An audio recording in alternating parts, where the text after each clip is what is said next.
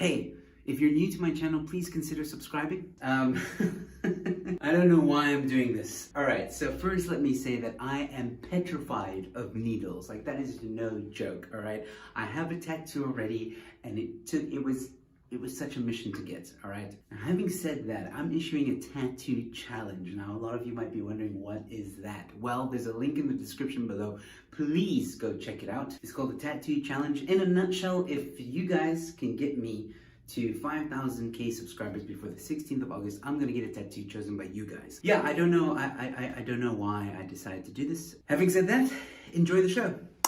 Hello, ladies and gentlemen. Welcome to Let's Talk, and I'm joined tonight by Wotan. You may have seen him recently being discussed on Twitter because of a certain individual. I don't know. Should we say her name? You're kind of infinitely making her more famous I just know, but by that's like why I'm asking. Should we even say her name? But I mean, look, if you don't know what happened, that means you're probably not on Twitter. Um, yes. but apparently, this man to my right is white, which is news to everyone.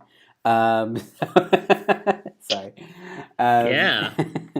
but I actually look. We could touch on that story a little bit, but what I think, would you describe yourself as conservative? I mean, it depends on your definition of the word. By the way, first of all, it's a weird switch up you've got with your guest. Like last week you had the hot doctor, and now you've got me. Bit of a downgrade. I'm I'm, kidding. I'm definitely an upgrade. Uh, but okay, so conservative. It depends on what you mean by the word. If by on a political compass test I score right of center, sure, I'm pretty much your average sort of bottom right quadrant uh, purple libertarian actually, and I very conspicuously make that difference between right libertarian and right authoritarian because there are some massive implications in that difference. yeah. So considering like do I am I pro gun? Absolutely. Am I pro life? Sure. Do I have a lot of family values? Sure. Conservative as in like I want to make laws to make my values like sort of law. No, that's one of the big differences between sort of right leaning libertarian and right leaning authoritarian. Yes, absolutely.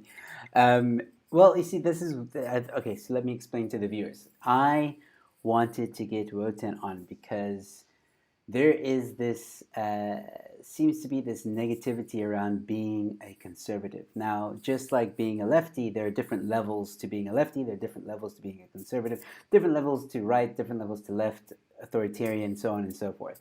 For those of you who don't know, there is a what's it? What you call it now? A compass? What's it? The Political compass test. Yes, that you can Google. You literally just Google that, and you can find out where you fall on the political scale, and it's very interesting. I also fall pretty much center, slightly right. So I think you and I are going to have more or less the same kind of outlook on life. Um, but yeah, so I just thought we would discuss this whole. Like, you're right. How do you define conservativeness? I define it by people who want to stay in touch with their traditions, like you said, family values, not necessarily, like you said, implementing conservativeness as law. That would be bad on any side of the spectrum, you know. But the freedom to choose to be conservative, I feel, is an important thing because I don't agree with a lot of what extreme left say, because I think it's very hypocritical because they'll say, oh, we're pro choice. But the moment you have an opposing view, they'll be like, no, but you must think like we do, which I think is BS. So I think being a conservative, I would really like to try and break that negativity and that stigma around it down because it's not a bad thing. I think, like on some level, Hmm. being true to your family views. How would you define that? Define family views. Uh, I would define family views as in I consider that a family is a stable family is the bedrock of a good society, and even if one or both parents pass away, just like having that system where there are uncles and aunts and just a strong family community that you can fall back on, that's what I would describe as sort of strong family values. Yeah, and exactly. There's nothing wrong with it. I think everybody can agree with that. And I think like with everything else, there's extreme versions of everything. There's extreme right, there's extreme conservativeness, there's extreme liberalism, there's extreme everything. And Yeah. I don't like the extreme any I spectrum. mean, I get told all the time, like, you're not conservative enough. I'm like, guys, I'm like 30 years old. Who I am right now, that's basically who I'm gonna be for the rest of my life. Pretty Like, much. you're probably not gonna sway me. But how okay, so explain those Also, people. by the way, side point, it was really nice seeing that was it podcast you and the other comedians did. You guys discussing our interact. We'll get to that in a second, but Yeah. it was great seeing you guys read my Twitter feed. But anyway, yeah. So yeah, how would I forgot now what I was going to say, to be honest, but it's fine. Okay, so I think we can establish something here, and I really feel that people who watch this, I want this to be, even if we move away from it now, moving forward. But I just want people to know that being a conservative doesn't necessarily mean that you are some far right Nazi.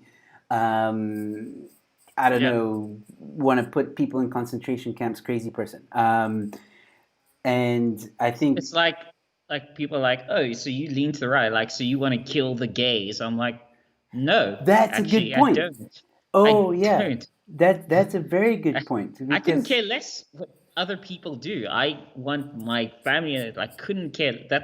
I mean, that's the crux of conservatism that's been lost, is that, like, the whole point was that you don't care what you do, what they do. I want my family, my community, whatever. As long as you don't disturb that, you can do whatever you want, and I don't care about what you.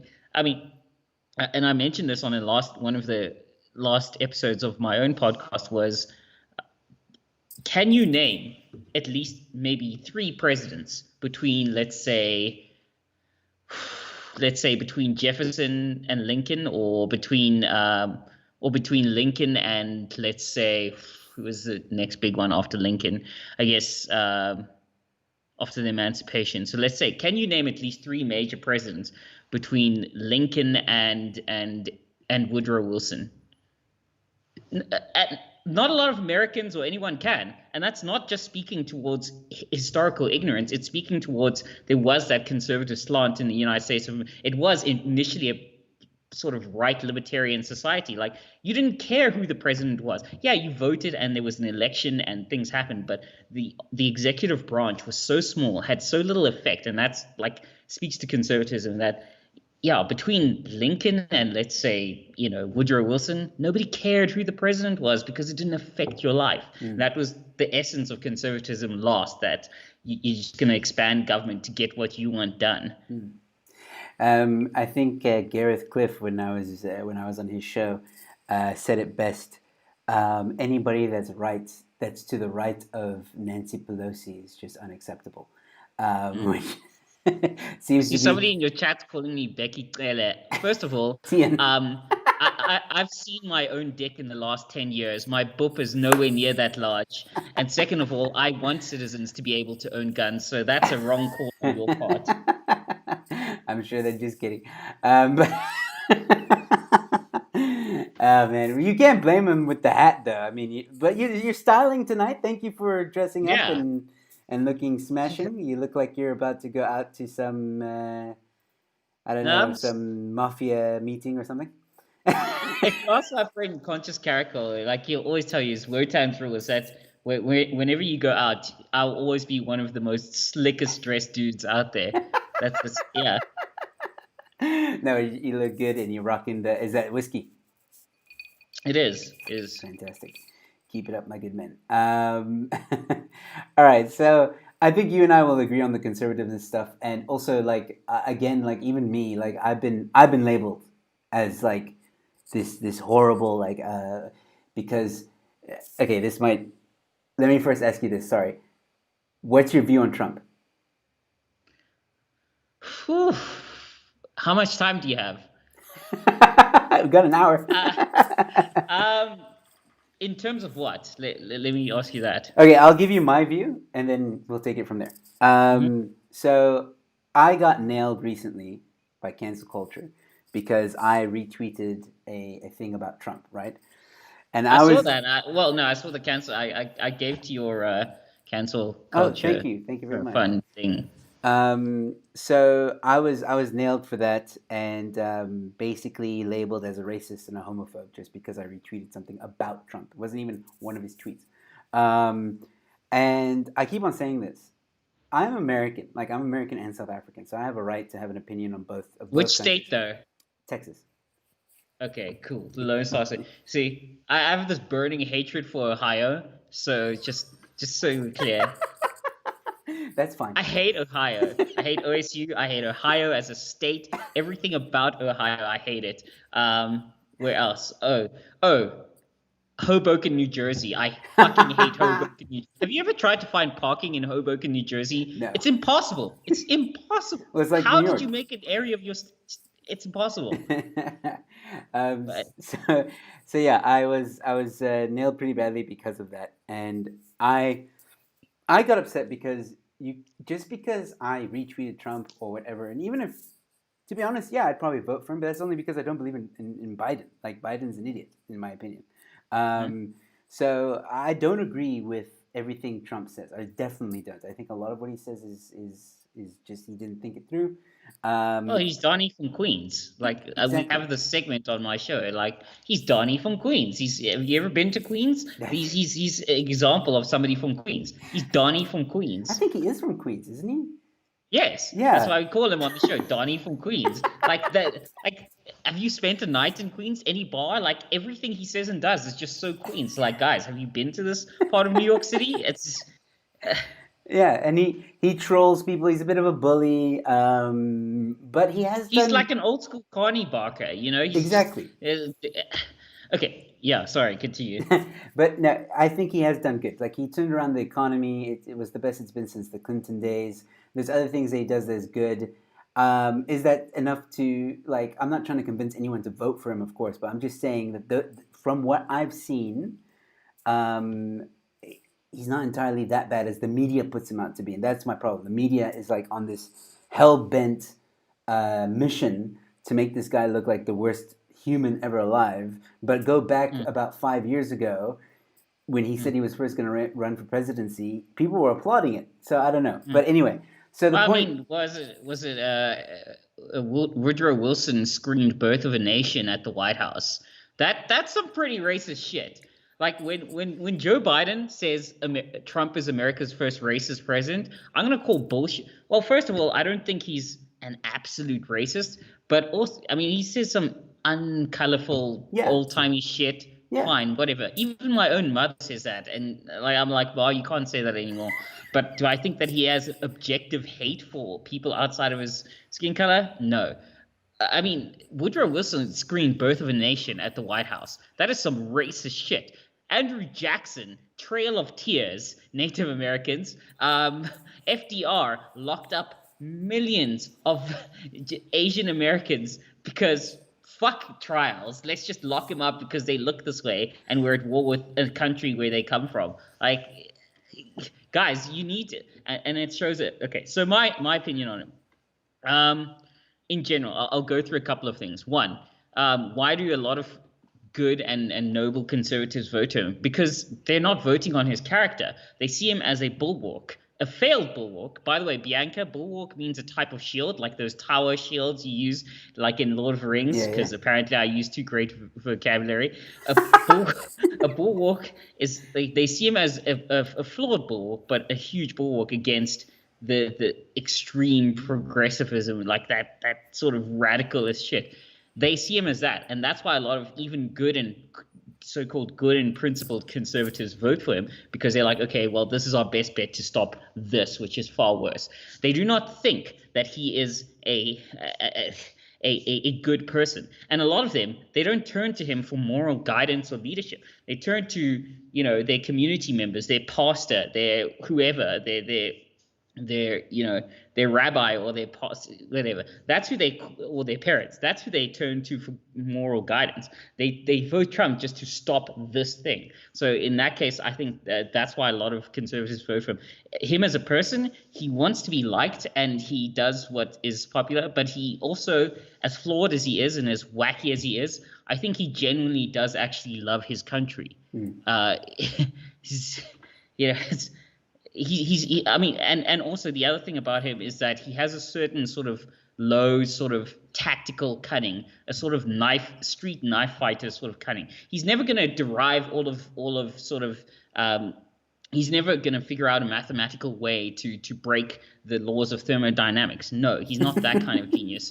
But he's definitely a genius in terms of tactics and sort of maneuvering his opponents in a specific way. He has that sort of, like I said, that street knife fighter sort of intelligence. And that's my thoughts on him. And yeah, if it was between him and Hillary, I would have probably actually I'm that dyed in the world libertarian who will always vote Libertarian Party. And I think that's one of America's biggest political failings. They're like, oh, third party is a waste of time. And I'm like, guys, it's been how many years? Just vote a third party. But if I couldn't vote Libertarian, God, there's something so hawkish about Hillary that I was just like, okay, fine, just this guy, like whatever. No, I think you said it perfectly, man, and everything you said is so true, and that's again the same views I agree with, and that's what really, like, I don't understand, like, how people don't get it. Like, they just seem to just regurgitate what the mainstream media Let me put tells it to you this way. Count how many rap songs counted in the black community references to Donald Trump, how you want to be Donald Trump, up until like 2014, 2015. There are tons. Really? Tons. Somebody did an analysis. I have to find it. They did like a regression data analysis on this. I'm like, holy. Okay, I guess I should probably say for your audience that I'm actually a computer scientist, so math and all that sort of stuff is my wheelhouse. So yeah. Nice. Okay. Speaking of, okay, no, we'll get into what you do as well in just a moment. So what I want to also touch on is, I think in line with this whole conservativeness stuff, right? What you said there earlier about Trump being the shield, Trump being this almost like savior, if you will. I mean, he's not a messiah, but like No. I get why a lot of like this is the best bulwark we have to stop things like Exactly. Elizabeth Warren saying, "I'm going to wear Planned Parenthood scarves at every rally." Like, It's almost yeah, like okay, it's almost like they're saying this is the best we got for now, so let's just go with it. I mean, honestly, in the upcoming election, I'd vote for Joe Jorgensen or whoever the Libertarians put up, as long as it's not Gary fucking Johnson again. I would vote for Joe Jorgensen. Absolutely. I don't know, man. I don't think the Libertarians will be in the race. They never like. I think we're gonna see either. We're definitely not gonna see Kanye. Don't know what's happening with him. I think Joe Jorgensen is the best candidate that they. I know there was this whole uproar about her Black Lives Matter support, but Joe Jorgensen is probably the best libertarian candidate they've put up in a while. And again, I keep saying, guys, the reason the libertarians aren't going to win, as you say, is because all of you believe that libertarians can't win. Just vote libertarian. If you just. Well, there you go. Wotan leading the campaign for Libertarian Party in That's the who USA. I would vote for if I was in America. If I was in America right now and I could vote, I would vote Libertarian, like almost every single time. They botched it with Gary Johnson because you had two of the most unlikable candidates ever. You had Hillary Benghazi Clinton, and Donald grabbed him by the P words Trump. I mean, the Libertarians should have killed in that election. They should have put a solid candidate, and they should have gotten a good like 20% or whatever of the vote, and said, look, we're a real option next time. And then this time they would have been in a better position. But they didn't. They wasted their time with like naked dudes on stage and like all sorts of like that is the problem. Like I love libertarianism, but that's the problem with it, is that it's like you guys have this absolute shit show as a party. Like, come on, guys. All right, well, going. I think people can see that, even though we may slightly agree with the whole conservative view, we're not far right. We're not, this like, ooh, you mustn't be gay, or ooh, you mustn't be this, or ooh, you mustn't be that. That's extreme right. I don't believe in that. And again, like you said, I think you said it perfectly. I want to have my family, and I want to do what I want to do with my family and my world, and whatever you want to do in your neighborhood, that's fine. I feel exactly the same way. I've always said, yeah, like I've always said that, like I don't care what you do, just do it away from me. As long as it doesn't encroach on me, Yeah, cool. exactly. I mean, a perfect example is the whole drug debate. It's like I'm totally in favor of decriminalizing all drugs, all of them. I don't know about all of them, but yeah, some of them. Yeah. I mean, my view is that you own your own body and all that. Yeah. I'm totally fine, whatever. I've never done like cocaine or heroin, and at this point in my life, I don't think one day I'm gonna wake up and think, you know what? I feel like flying to Miami, getting a key of cocaine, snorting lines, and banging nines. Hey, That's what I'm gonna do. Yeah, like parties, snort, like that'll never happen in my life. but I've never thought that, but I'm still in favor of cocaine being decriminalized. but you haven't reached your middle age yet, my friend. It's a middle age crisis. It's coming. I'm thinking, like, at what point will I wake up and be like, you know what? Time to snort lines and bang nines. That's what I'm gonna do in fucking. You're gonna pull a Robert Downey Miami. Jr. That's what you're gonna do. No, that'll never. I have no desire to do cocaine. Like, no. But if you want to, sure, go ahead. I You own agree. your body, like whatever. I think I've said that before as well. Like I think that some drugs should be legalized because the whole that's the thing. It's like the cigarette ban now. It doesn't matter if you make it illegal. People are still gonna have they're gonna get a hold of it either way. So why not just fucking I make bought it this legal? illegally, like technically illegally is There you go. liter of bells. I mean, come on. People are gonna do it. So just put tax on it, make a bit more money, and that's about it. I don't know. That's my opinion. But yeah, I think. But that also proves that we're not conservative, or like not too conservative, because the conservatives will be like, no, like true Well, again, hardcore this conservative. this my thing is that there's a difference between a right authoritarian and a right wing libertarian. Those are two very different ideologies. Exactly. No, you're right. Yeah. And that's the thing. Like it annoys me, and because I've now been thrown into this category where I'm now this racist, homophobe, far right, crazy person, when I'm like, guys, I actually have some beliefs and ideologies that agree with you on the left, and I have some that don't agree with you on the left. But just because I don't agree with some of them doesn't make me this crazy person that you want to paint me out to be. And I think it's the same rings true for you. Mm. And the other thing is, I mean, again, the other thing is the authoritarian right charge against pornography. I'm kind of like, you know what? I get that there are bad things around pornography in terms of sex trafficking, in terms of the abuse that happens in the industry, in terms of the addiction to that. But and I had this discussion with my mate Conch Carrico, is that whether it's pornography or drugs or whatever, my belief is, and this is again me being a sort of right libertarian, is that if you have a fulfilling enough life, if you have a strong enough social fabric, it's not necessary to make laws against pornography or drugs or whatever, because you as a person are so fulfilled within your social fabric that you're probably less likely to get addicted to these things. And if you are, you probably have a good fallback to help you recover. And like my mom has never had to say to me, like, never go to Pornhub ever. Like I have a fulfilling enough life. It's like, oh, okay, cool, yeah.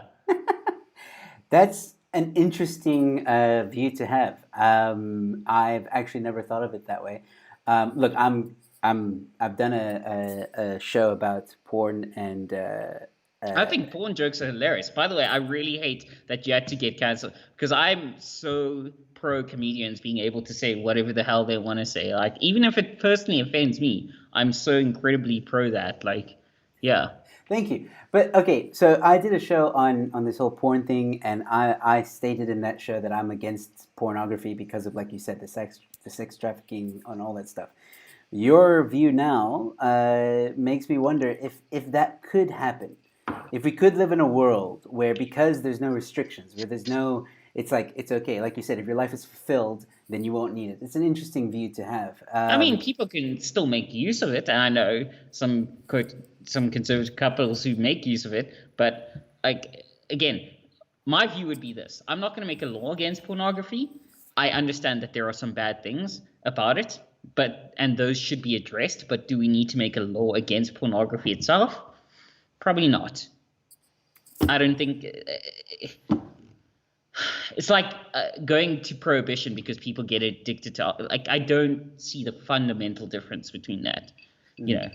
Yeah, I can understand that point. And then you mentioned earlier, okay, my thing about the comics. You said that you watched the comics, and you wanted to get back to it. Oh, comics, yeah. What about it? Marvel, DC, what? No, no, no. The show with me and the comedians. Oh, the comedian comics.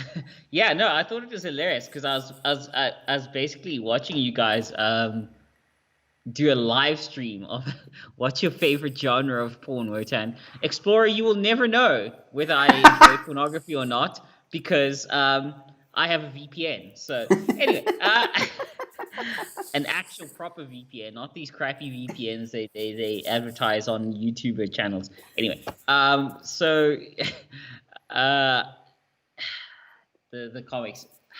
It was weird watching you guys discuss the very interaction I just had. You know, it was just like, oh, these guys are discussing, and they're like, at Wotan ZA. I'm like, yes, that's me, motherfuckers. I was watching you guys discuss this. I'm like, I'm waiting for them. Say my damn name. Say my fucking tag in the stream so I can watch you guys discuss my tag. Yes, say it. Yes, we had to, man. It was fresh. I think it just happened that day. The best part of that whole interaction, like I said before, was that her whole hang up was that I used the word kin in a sentence. As if the word kin is the mayonnaise of fucking words, that black people can't stand the taste of the word kin in our mouths, and therefore I had to be white. Like, fuck, what? No! Like, you heard how many times Snoop Dogg says the word kinfolk? Come on. Oh man, I'll never forget like when she said that stuff, and then you came back with that selfie. I was like, boom, mic drop. That's a Twitter mic drop right there. And selfie too. I just come back from a run, so yeah. I was actually gonna let it go until she's like, da da da, white boy, and I was like, have you ever watched the Boondocks? Yes. That cartoon. Like, you know that they have that episode called Nigger Moments. Like, it's like, shit. Did I just demonetize your stream? That's fine. Don't worry. We've sworn and all that stuff. It's already demonetized. Okay, but black guy said it. But anyway, you know, this whole concept of nigger verse is like when the mind of a perfectly rational black man gets overwhelmed in that one moment. And like, I was gonna let it go until she said that little learn the lingo, white boy, and then I was like, now you done it. Now you done it. What's amazing? Not because she called me white. There's nothing inherently wrong with being white. It's that she dared call me white after I've been called a supremacist. Like, it's in my fucking description. The episode before, for 10 minutes, I discussed on my podcast in Tswana culture the concept of the Battle of Monte Cassino in Tswana culture, because so many of us served there. I'm like, bitch, you did not do your homework on this shit. Get out. Oh man, yeah. your rebuttal and everything was classic, and she became trending after that. I was like, what? Anyway, um, how are you now, though? I mean, have you guys blocked each other? What's the situation? I haven't checked. I haven't checked if I'm blocked by it, but I've seen a couple of tweets, so I assume I'm not blocked. Okay, all right.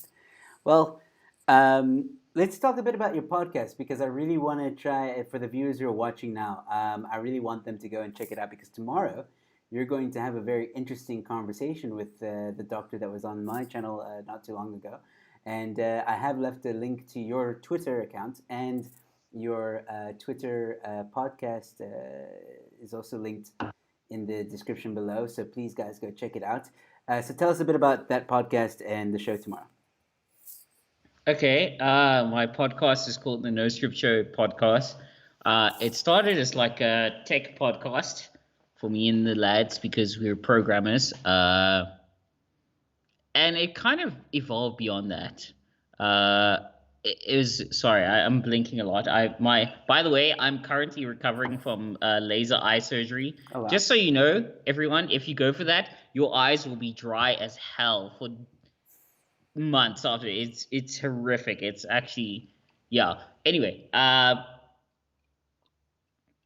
drinking probably isn't helping. So anyway, it started as this as this as this tech podcast, and we realized in a couple of episodes, like actually we don't talk that much tech, and it came down to the realization is that all we do is talk and do tech every day, all day, and when we do the podcast, we talk about a bunch of other stuff, which is why the description for the show is a tech podcast where the guys barely ever talk about, although there are segments where we talk about like theoretical physics and quantum encryption and all sorts of stuff like that. And my whole passion with that is to make that technology not boring to you. Uh, for somebody who can't write a line of code to save their lives, I want my tech podcast to be as interesting as possible. There's this guy I follow, Isaac Arthur. He's a great first of all, American military veteran and scientist, and he's what inspires my podcast because I want my podcast to be as accessible to everyone as possible, and they like listening about these technical things because it's scary to me how little. What is it? I think it was Pope Urban the I can't remember who, but he was one of the popes during the halfway through the medieval period who became famous for saying, "Do you understand, my son, with how little understanding the world is ruled?" And that kind of applies now. Like your car, like my car right now is, I mean, okay, I understand it. My car as an onboard computer. There's so much technology in everything we use. We have almost zero understanding. Well, most of us have almost zero understanding on how it works. And I really want it to be accessible, fun, and cool to understand these technical concepts. And that's how I try to approach every technical thing when we do discuss technical things on the podcast.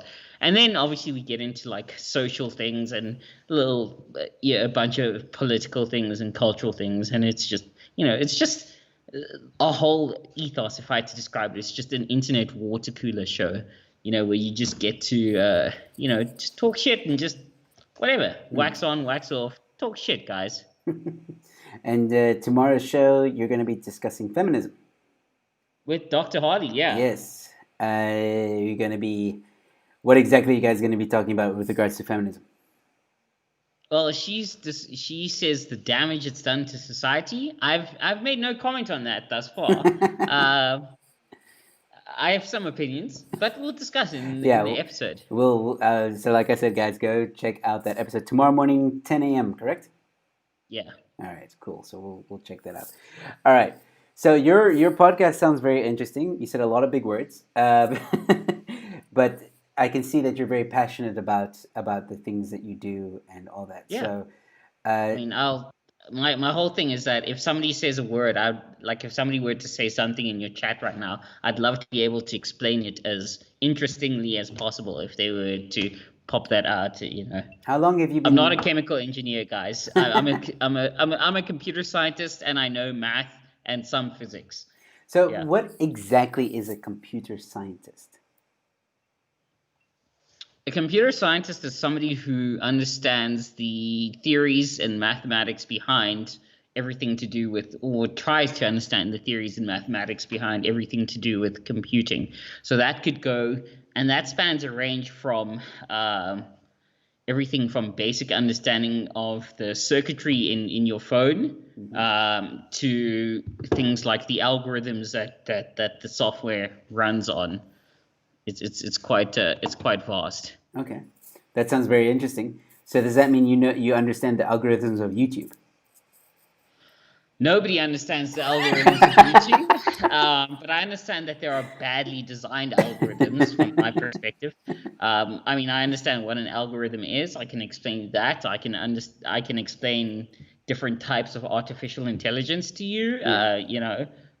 Yeah. I can explain to you the difference between deep learning and artificial intelligence, which there is a big difference. And yeah, there's a bunch of things. Wow, that's very interesting. Have you dabbled into artificial intelligence? Like, do you work on robots and stuff like that? That is my area of focus. Yes. That's Fantastic. I mean, my master's degree was on on building mathematical models for automated agents to reduce the level of variance in stock market portfolios for retirement annuities in South Africa. Yes, Wow. it's not a catchy title, but it's basically building these mathematical models that an artificial agent, i.e. an AI, could use to reduce the level of variance in your retirement annuity, not all your stock portfolios, just your retirement annuity portfolios. And so basically I had to do a lot of math in figuring that out, and how an artificial agent could feed this into sort of into a into its own database and deal with that. So yeah. All right. So I wanted you were okay. So you're talking about artificial intelligence, right? I, Robot, that movie. Mm-hmm. Opinion. Uh, it had as much to do with the actual book as much as I have to do with Bianca van Veek. Like, it's just nothing to do with the original book. But in terms of the Asimov's rules of robotics, the three rules of robotics that it expanded on, again, I don't want to spoil it, and I know I'm simping a little bit for the guy, and I don't condone simping, but Isaac Arthur does a great video on some of the issues with the three rules of robotics, which is, the a robot must obey a human, a robot may not harm a human, what is it, and cannot violate the three rules of robotics that Isaac Asimov did. There are some specific things you study in computer science where it's like, okay, this is how this rule gets broken.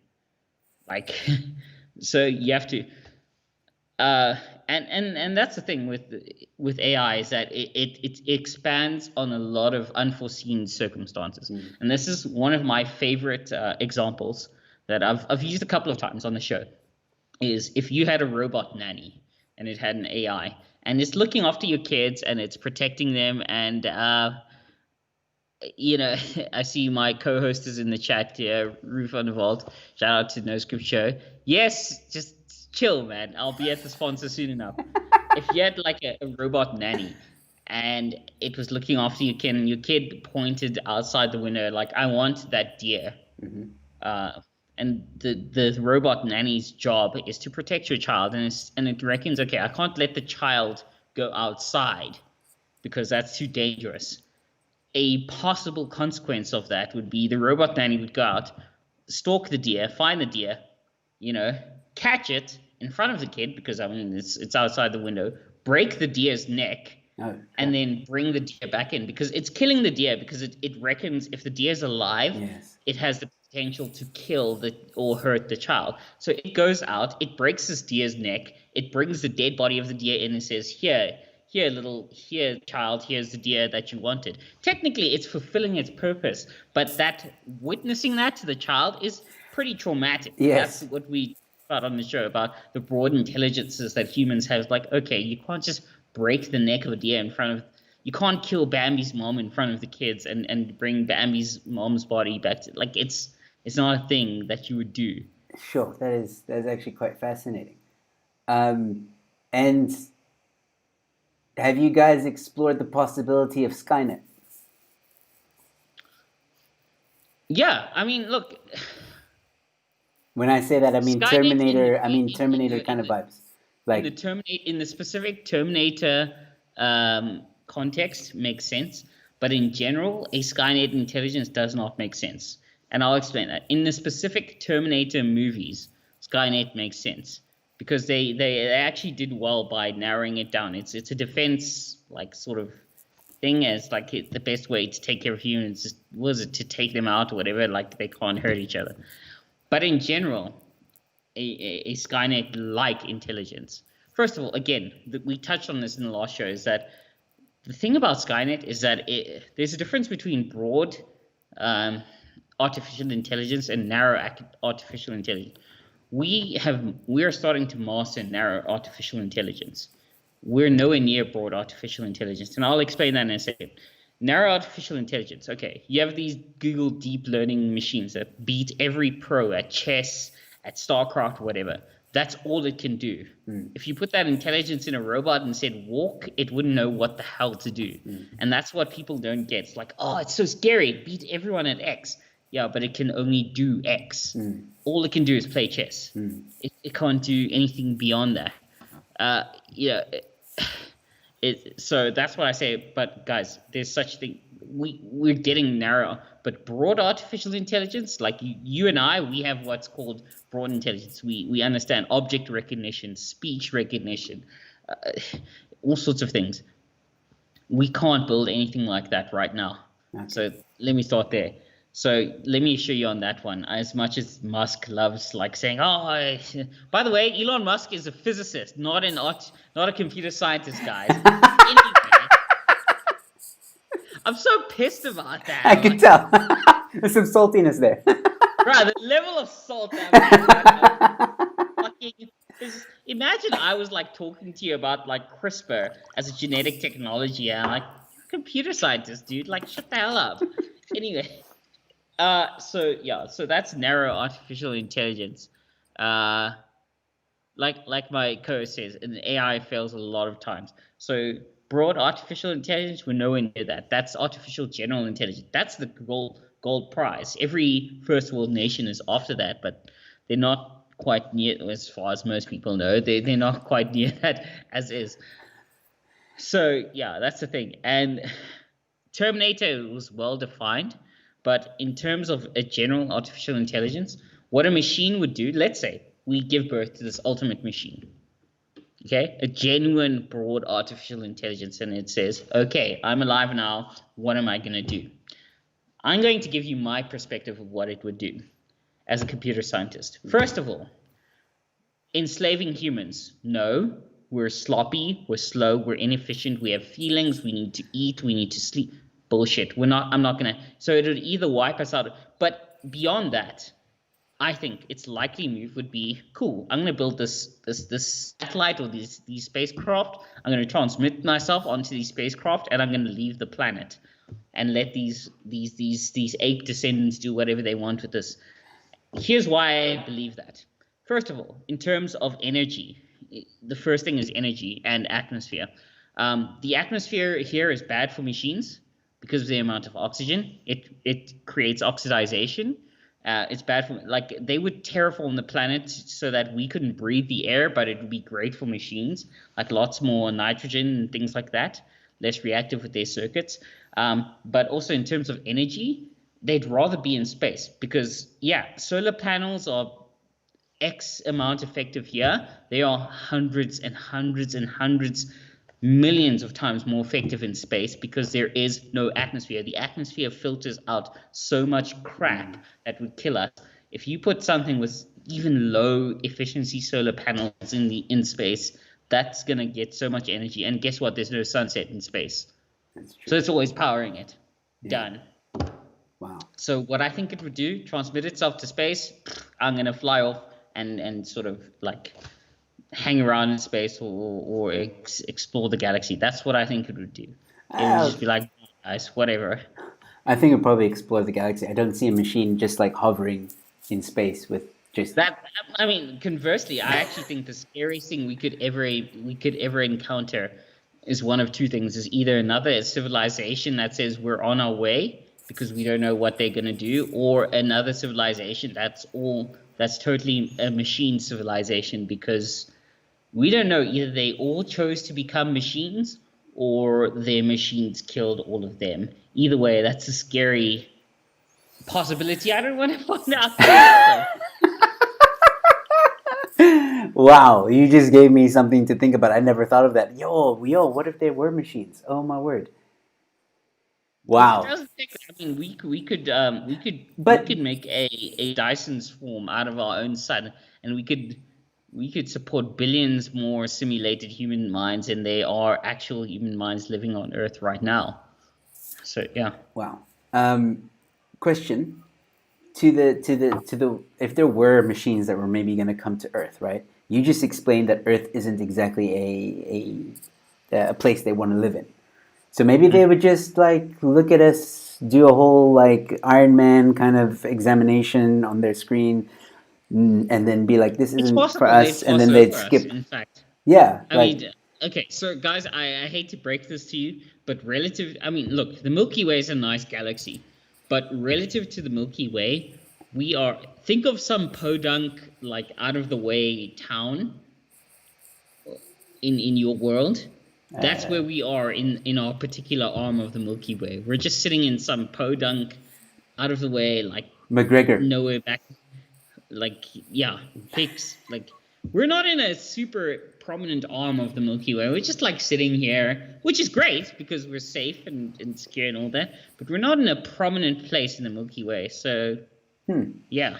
Interesting. Do you think like in other parts of space, there's like a whole party happening that we're not aware of because we're on that? Okay. Okay. I need to backtrack now. Okay. In terms of awareness, okay. So and you sort of alluded to the Fermi paradox, which we discuss at length in our podcast. But one of the things about the Fermi paradox aside is that okay, so in terms of wireless communication, which you obviously have to do in space. Okay, so I don't. Are you familiar with the law of inverse squares? I'm not a Uh, scientist. I'm a comedian. okay, so basically. If machines. Wait, yeah. Yeah, it's my co-host. He's popping also. So in terms of inverse squares and all that, the further basically, um, do you remember in school you had those logarithmic graphs where it's like a hockey stick. It just like starts slow, just Yes, it just ticks right up. that I do remember. Okay, or anyone, guys, if you've seen that graph, it's sort of just like it's not like a straight diagonal line. It's just like it curves up like a hockey stick or something. Imagine that, but for the amount of energy you need to broadcast a signal into space. It is super, super expensive energy wise.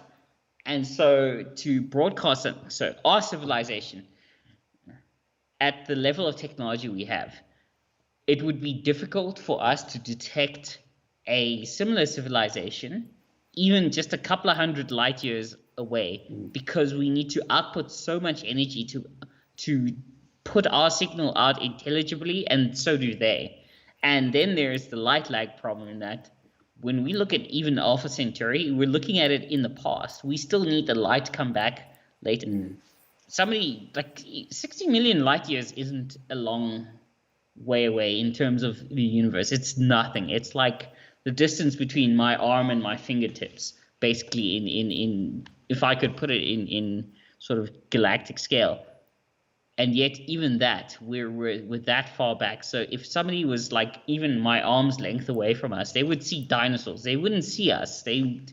So that's Wow. the that's the problem with the absolute scale of our universe. It's so big. It's yeah. That's honestly mind blowing when you put it like that. Jeez. Okay, I feel like I could talk to you about this stuff forever, but I will recommend that people go to your podcast. And like you said, you touched on this in your podcast many times. So I would recommend that everybody go and tune in to that. You mentioned earlier, and I saw a comment earlier as well, so I wanna bring it up. We were talking about you said that you are upset that comedians are kind of being censored and all that stuff. So, as Tian actually asked, how do you guys feel about internet censorship? So I'll let you give your opinion on that first. Internet censorship in terms of what?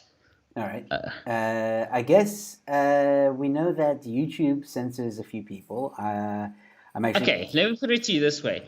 I've had a lot of racial slurs thrown at me that I won't even repeat on this channel. I dislike it. yeah.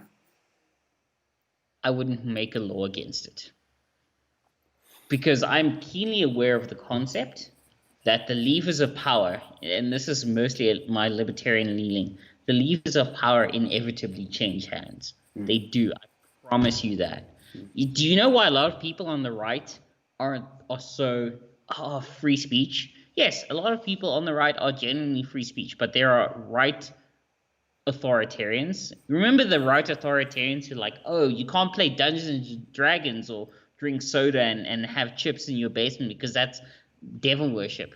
Those people are still there. Mm. They didn't go away. Yeah. They're absolutely still there. They're being quiet now, or they're parroting free speech because it suits them. Mm. I promise you, if so, let me put it to you this way. Okay, I mean, this is my preferred style of dress, but not too long ago, this is how you'd go to work. Yeah. And we stopped going to work like that because the left won the culture war, and then it's now like t-shirts and all that and chill and all that. If the right were still in control of the culture, you'd still go to work dressed like I do. And I'd be okay with that, me specifically, because that's just how I like to dress. But I'm aware of not everyone likes to dress like that. But again, cultural right authoritarians are still there. They want to enforce their worldview. And in terms of, like you said, comedians being censored, I want everybody to be able to say whatever the hell they want to say. Because as much as it may offend me at some point, I would rather pay that tiny, tiny price than live in a world where the government now has the power to tell me what I can consume and what I can't. That's one of the most horrific things I can imagine. I agree. And I promise you, when the right, in fact, the pendulum swinging back, when the right gains cultural control again, those right authoritarians will say, okay, well, now all the stuff that we hate, like, it's banned. Like, we're banning all that. People are like, oh, the left's banning, and it's bad the left's doing that, but I promise you, as soon as the right controls the culture again, their authoritarians will be banning that. So as somebody who leans to the right, I'm telling you now, be wary of the people in your own camp like, hey, I'm free speech. I'm like, are you? Or are you free speech because it benefits you now? Yeah. Would you be free speech if we had control and let's say gay people wanted to get married? Would you be free speech? And they're like, no. I'm like, okay, so no, you're not that free speech. Like, but how do you? Okay, so how would you determine someone who is really for free speech? Because I like to think I am as a comedian, that I am like fighting for free speech. I think I am, because I don't know if you read my article, but that's in my article I describe how the woke and this whole idea of you're not allowed to say this, you're not allowed to use this accent if you're a white person, you're not allowed to do this, you're not allowed to do that, because if you talk about stereotypes, religion, gender, all these other things, then you're going to offend someone. And in the article I say it's impossible not to offend someone. There's no way that we as comedians can just not offend someone in talking about what we're talking about. On some level, someone is going to be offended. So in that aspect of it, I think that I am definitely fighting for free speech. I do believe that if you said something controversial, I would be like, yeah, well, it's his right to say so. Or do you have a different definition for it? Okay, cool. So my definition of free speech is you're allowed to say and do whatever you want. You can say, fuck Wotan, fuck his stupid face, fuck his stupid tie, fuck his family. What you can say any number of profanities about you, about me that you want to say. Up until the point that you say the specific street that I live on and say, please come kill this guy, that's where I draw the line. That is like I'm that much of an absolutist on free speech. Like up until like so I fit in your description of like up until you say this is where he lives, fuck this guy, kill him, whatever. Then I'm like, okay, now it's not okay because then you're putting. As for one of you, what was it, Krista Zunberg? YouTube isn't a government; it's surely from libertarian position. Yeah, okay, this is why libertarians and sort of small government Republicans fail. Is that YouTube isn't just a company; it's a global hegemony on the culture. Okay, yeah, okay, there's fucking Vimeo and all that shit, but let's be honest, you're YouTubing shit. Show me your YouTube app. Seriously, sorry, show me your Vimeo app on your phone, Christo. Seriously, show me your Vimeo app. There's a YouTube app on my phone. They have a global cultural hegemony. So as much as people say, oh, it's a private company, yeah, sure, it's a private company. But if you're going to be a private company and claim free speech, then you can't censor things that you don't like. Well, that's my first point, is that if you're going to be a private company and claim free speech, this is why I sort of respect MSNBC. They're like, yeah, we're left-wing as fuck. We don't care. We're a private company and we're left-wing as fuck. Respect that. Cool, great. If YouTube continues to say we're pro-free speech and censors like fucking Lila Rose, this pro-life chick, yeah, no, I'm sorry, you're not free speech. And also, beyond that, and my second point on that is, even if you don't claim free speech, if you're the global hegemony, on speech, then you can't claim to be a private company. Like you can't say, oh, we're a private company, and then like private company, when people brings criticism against you, but then act and oppose authoritarian sort of measures within your private company, and they're like, okay, but if you're supposed to stand for free speech, like you can't do this. And like, no, we're allowed to do the things we like and not the things you don't like. And then when the government's like, but the definition of being free speech is X, Y, and Z. Yeah, we don't conform to that definition because we're a private company. Like, you can't have your cake and eat it, okay, guys? Absolutely. Like, you can't be the head of the fucking Dungeons and Dragons club and be the fucking first team rugby captain, or the head of the star quarterback on your football team. Like, you can't have that, okay? You can't have the weird speckled nerdy girl and the fucking head cheerleader at the same time. It's never gonna happen. Let it go. Love it. I love it. But that's the thing. Like I see even your co-host said, I agree. Private companies can decide what they want to censor. And then he says again, I disagree with Wotan. Again, YouTube isn't a private. They're the biggest game in the thing. Like they like the benefits of being a private company, but they don't like any of the worst things of censoring, like and claiming to be. Well, I think it's like this. Slightly sexual angle. It's like one of my friends who is here in Johannesburg. Well, I'm in Pretoria, but one of my female friends, being Greek, like they like the benefits of being a virgin. I like being a good virgin Greek girl, but backdoor entrance doesn't count. Yeah, it does count, girl. Like God saw that. Like it's God saw that. I like that line. Well, this is the thing, though. Yes, you can say private company, they have the right to do whatever they want. You can say that. But it goes back to my argument about art.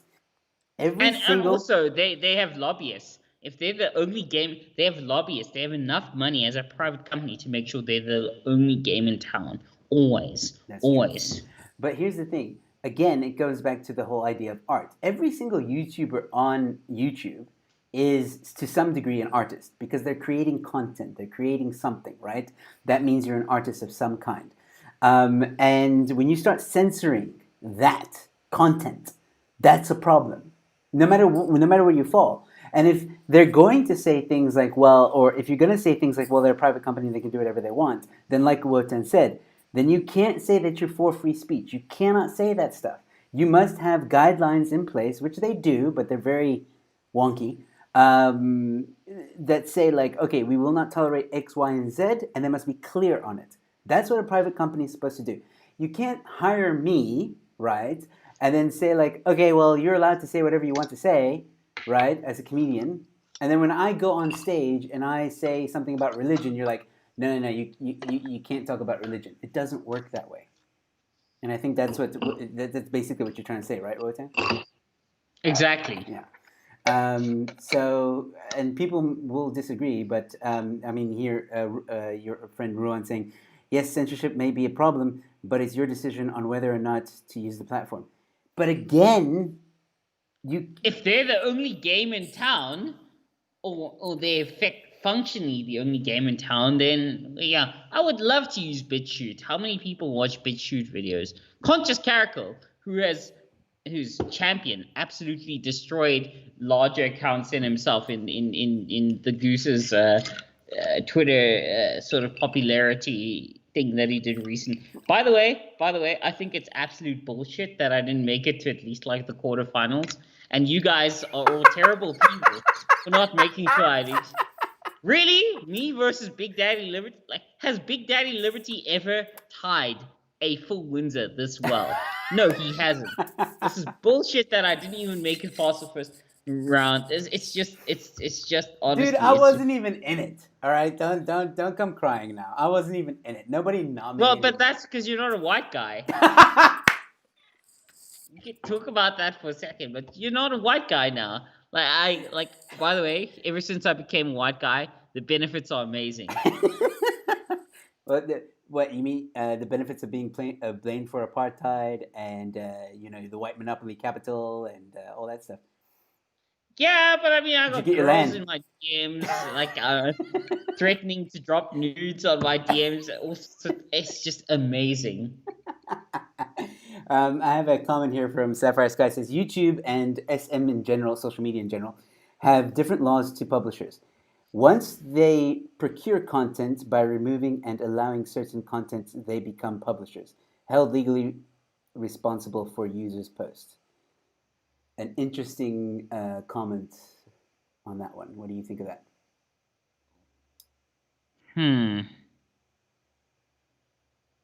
I think that's a very interesting comment. I feel like companies like YouTube and all that try to be like they dance on both ends of the line. They do. Is that they're like oh, we're publishers, oh, we're this, and it's like, okay, when it suits you? It's like have you ever dated a girl that's mixed? Like, No. ever? Wait. No. Like, I've dated a couple of girls that are like mixed, like black and white or whatever. It's like, oh, I'm this and now I'm that now. I Like, see I'm what like, you mean. okay, you switch When in a it's situation convenient when for it's you. it. And I'm like, okay, cool.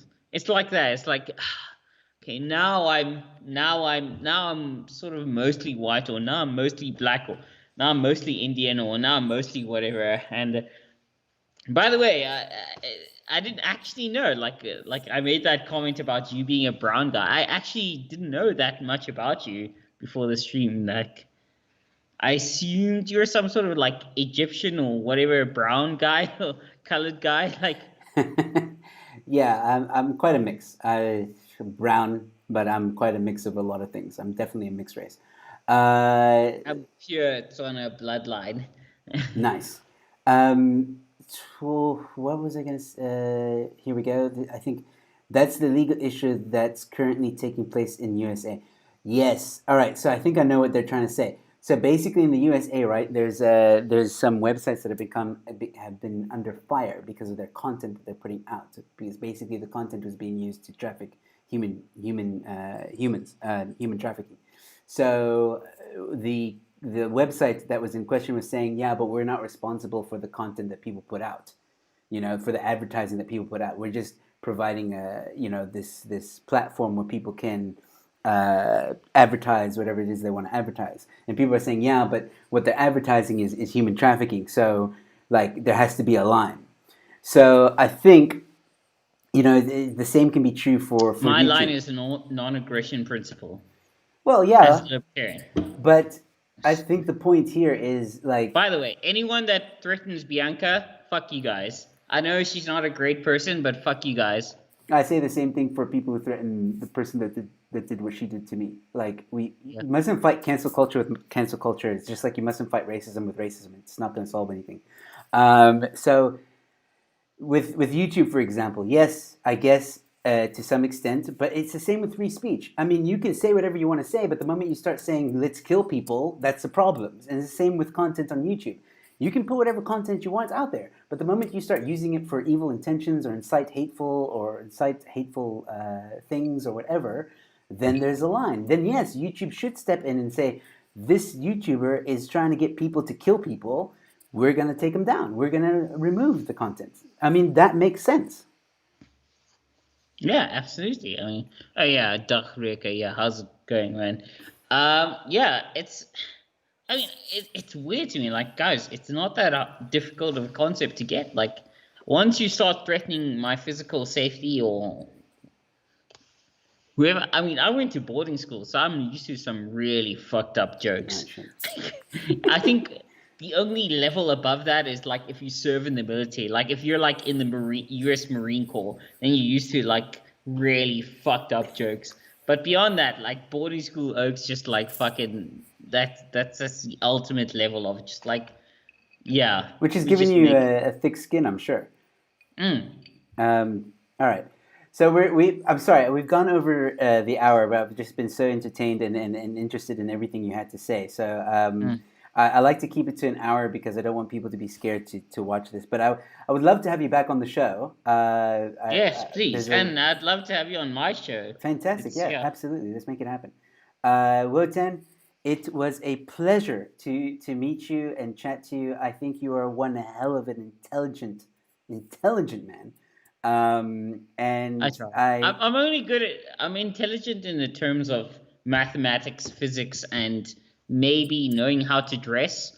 Seriously, honestly, all of you guys out there, learn how to tie a damn tie and cut your damn nails and clean your damn house and change your sheets. I'm saying this on behalf of all the women that have had to deal with your fucking grody ass fucking disgusting ass fucking bachelor like, no, ladies, I get it. Seriously. Fucking disgusting fucks. Ladies, Wotan is single, and his number is 06267. I'm gonna DM him. Well, you and the hot doctor have my number, so yeah, she's probably gonna watch this and be like, "Oh, he's kind of a dick." Well, speaking of the doctor, please go check out Wotan's podcast. The Good Doctor, Dr. Harley, will be on his channel. On his podcast tomorrow morning at 10 a.m. where they'll be talking about the flaws of feminism. So please go check that. Link is in the description below to the Twitter account of his podcast and to Wotan's account. So please go follow him. He's always talking about interesting stuff, and I've enjoyed watching him on Twitter. You're a very funny man as well. So, ladies and gentlemen, thank you guys so much for tuning in. Wotan, once again, this was a pleasure. And I will definitely have you back on the show very soon. I think we'll find something very interesting, maybe along the lines of artificial intelligence to talk about. I think that's something we can have a lot of fun with. Or anything else that you would like to talk about, you're always welcome on my channel. Other than that, ladies and gentlemen, Wotan, stay on the line as I sign off. I'll do that.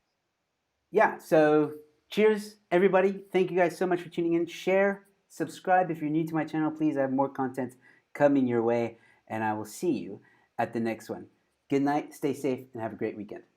Hey guys, if you enjoyed the video, please give it a like and a share. That's how my content gets out there. Also, don't be afraid to comment. I usually do respond to the comments in the comment section below. If you want to support my channel, please go to the link in the description below, support my channel, and you'll be taken to my website, which has all the details. Also, if you're new to my channel, please subscribe. Also, feel free to check out the links below to my social media accounts. Give me a follow, and I'll see you at the next one.